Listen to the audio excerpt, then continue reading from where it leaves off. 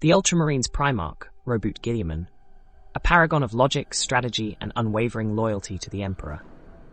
But even the most perfect son can harbour shadows.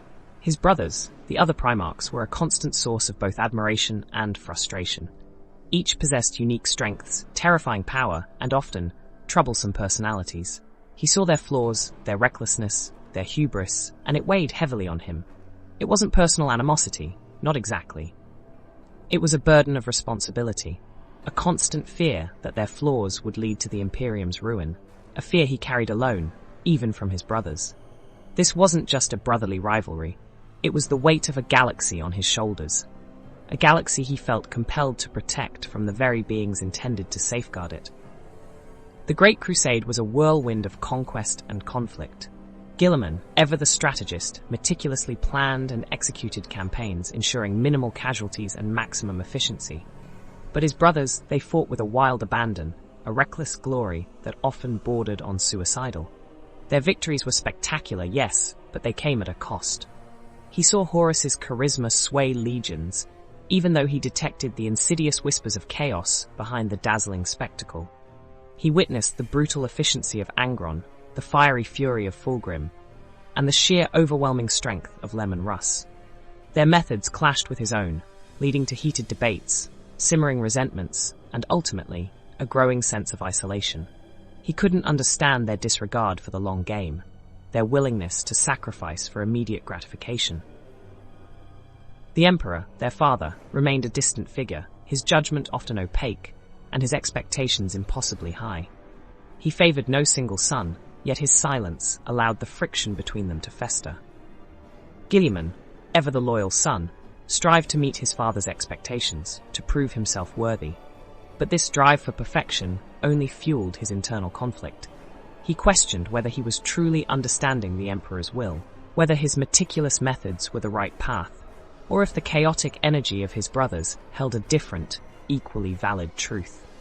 The weight of this uncertainty became almost unbearable. The whispers of chaos grew louder.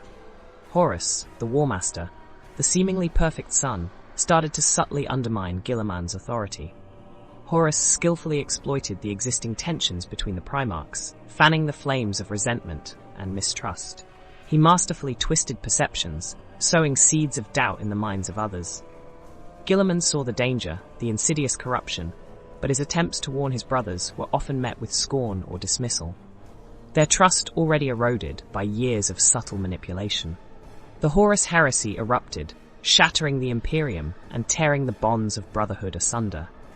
Guilliman found himself fighting not only the traitor legions, but also the lingering resentments of his brothers.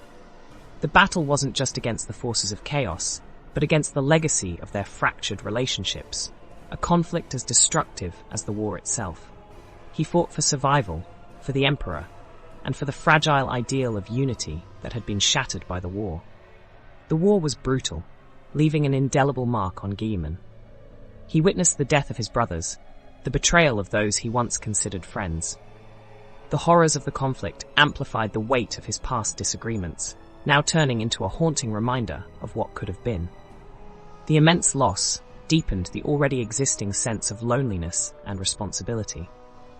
After the heresy, Guilliman was left with the ashes of his hopes and the heavy burden of rebuilding the Imperium.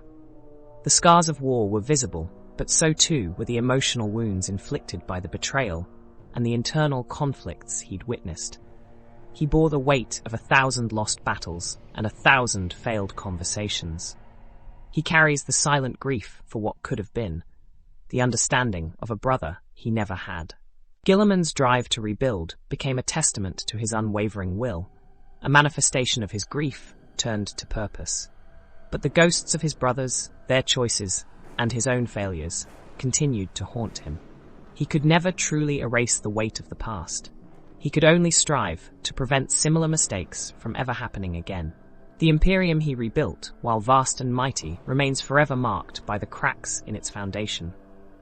The seeds of resentment and mistrust, sown during the Horus heresy, continue to subtly echo in the actions and decisions of the Imperium, a lasting legacy of the deep and painful conflict between brothers. His personal legacy, forever tied to the painful saga of his siblings and his own immense burden. The tale of the Primarchs is not simply a story of war and betrayal.